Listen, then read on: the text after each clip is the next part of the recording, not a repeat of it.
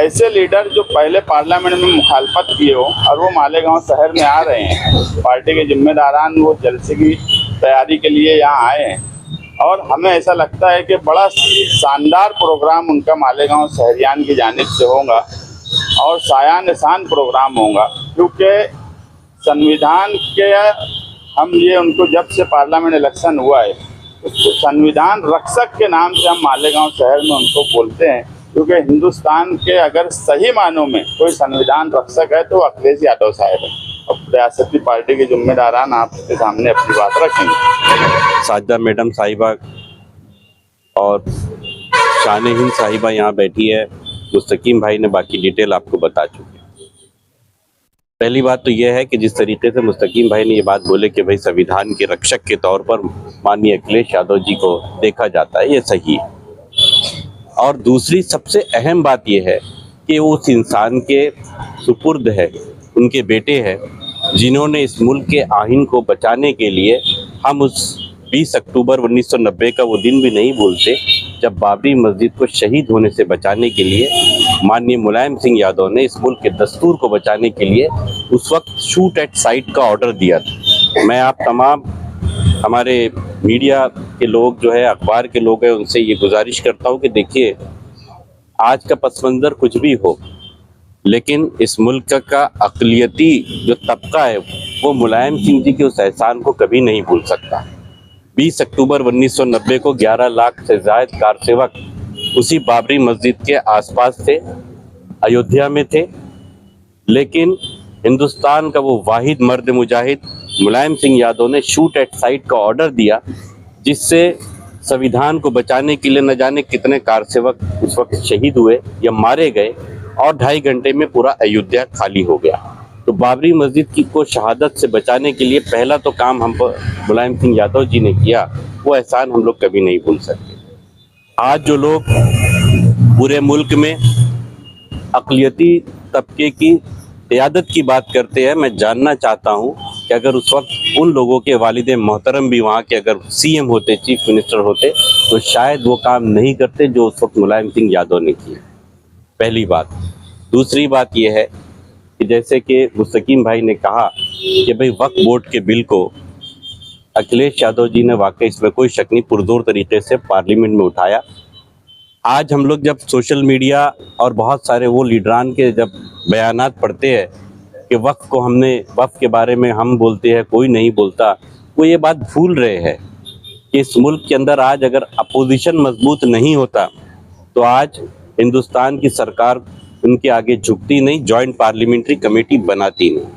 जो मुस्लिम एमपी चुनकर आए, ये उनका फरीज़ा था वक्फ के ऊपर बोलना, लेकिन इस मुल्क के दस्तूर की खूबसूरती ये है कि वो हमारे हिंदू एमपीज़ जिन्होंने हमारे वक्फ के हिमायत में हमारे साथ हमारी आवाज़ से आवाज़ मिलाया, वो उनका एहसान है।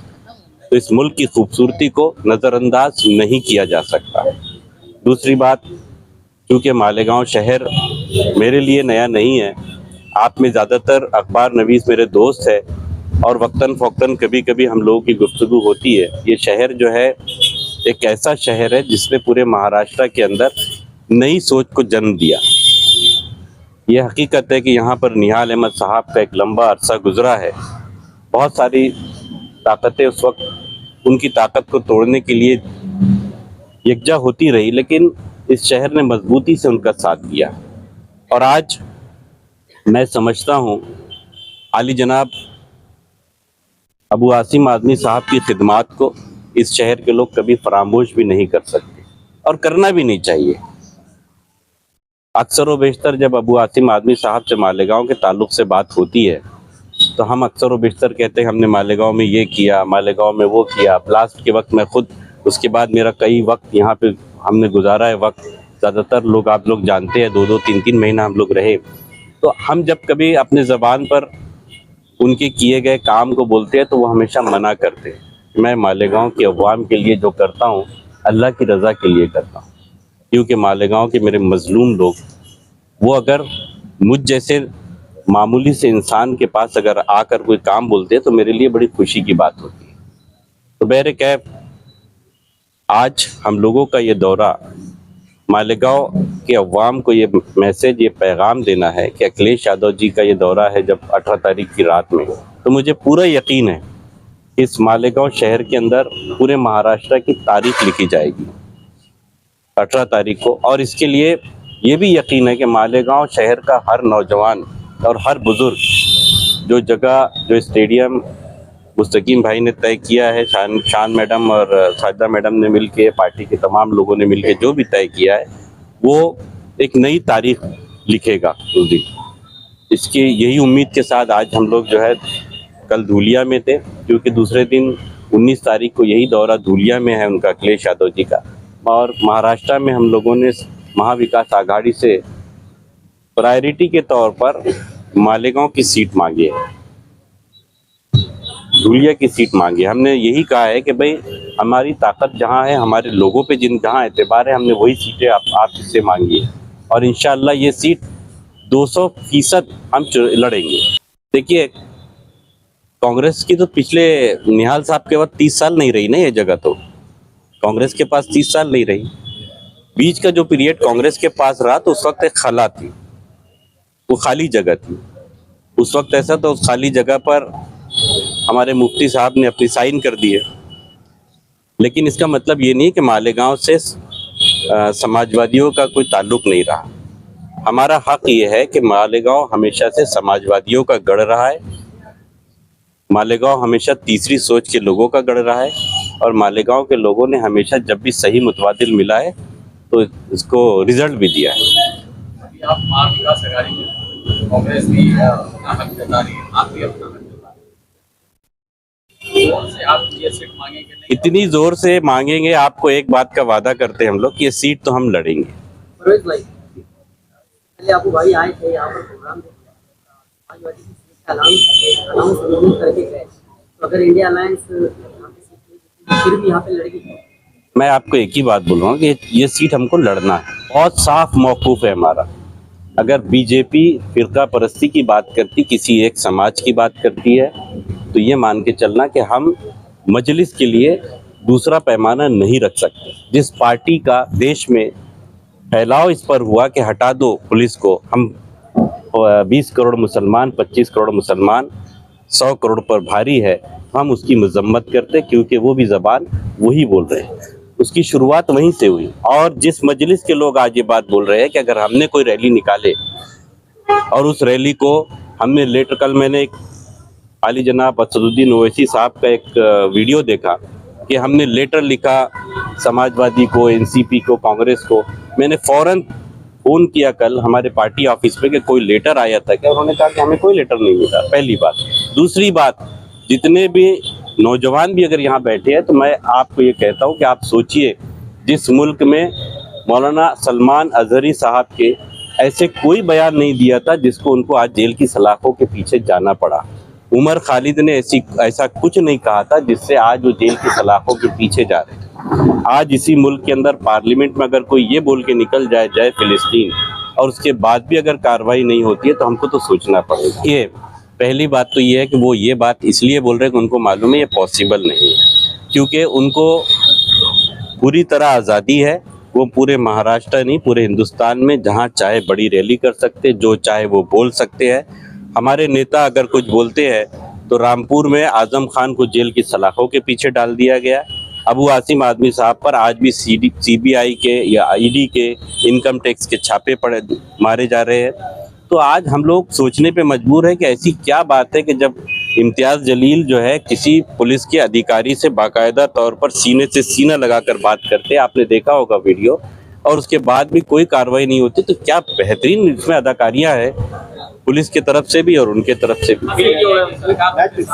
100% मैच फिक्सिंग है, मुझे बोलने में कोई एतराज़ नहीं है। आप चाहे जैसा चाहे इसको लीजिए, लेकिन जो सच है वही बोल रहा हूँ मैं।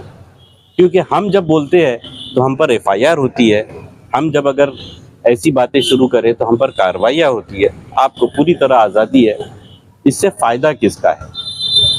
देखिए, हमने तो ऐसा है कि हम ये तो नहीं बोल रहे कि दादर की सीट हमको दे दो, माहिम की सीट हमको दे दो, या नासिक की सीट हमको दे दो। हम तो सीट वही मांगेंगे ना जहाँ पर हम जीत सकते हैं।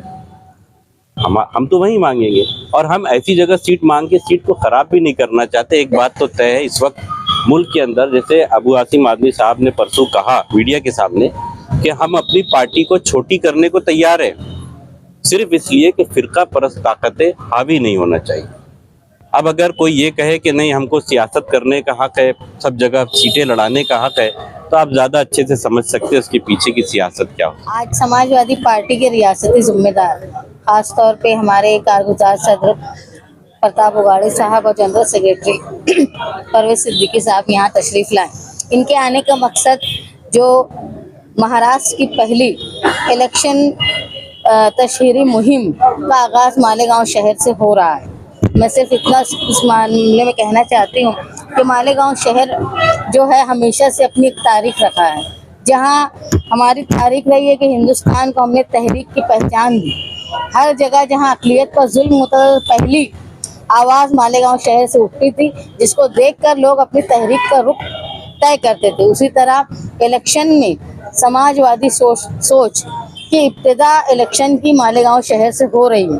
अखिलेश यादव साहब, जिन्होंने हिंदुस्तान में संविधान को बचाने और ऐसे शरपसंदों को जो एक समाज को इस्तेमाल करते हैं अपनी वोट लेने के लिए, दूसरे समाज को जलील करते हैं या तकलीफ देते हैं कि जिसका फ़ायदा उनको सियासी तौर पे हो, इसकी बचाने के लिए जो अखिलेश यादव साहब ने किया एक बड़ा कारनामा, अयोध्या की सीट, ऐसी सीट जिसके नाम पर पूरे हिंदुस्तान में क्या दुनिया में बीजेपी अपने आप को बहुत गम खान समझ रही थी, वो सीट गिराकर एक मैसेज दिया हिंदुस्तान में कि आज भी हिंदुस्तान जमहूरी है और सेकुलर है। इसी तरह मालेगांव शहर में वो आ रहे हैं, जिस तरह उन्होंने 37 सीटें लाकर इस तरह इतनी ताकत बना ली कि अपोजिशन एक मजबूत ताकत बन गई है। वहाँ सबसे बड़ा हाथ जो है वो समाजवादी और यूपी का रहा है, जहाँ से आज जो है हम वक्फ के जो तरमीमी बिल को रोक पाएँ।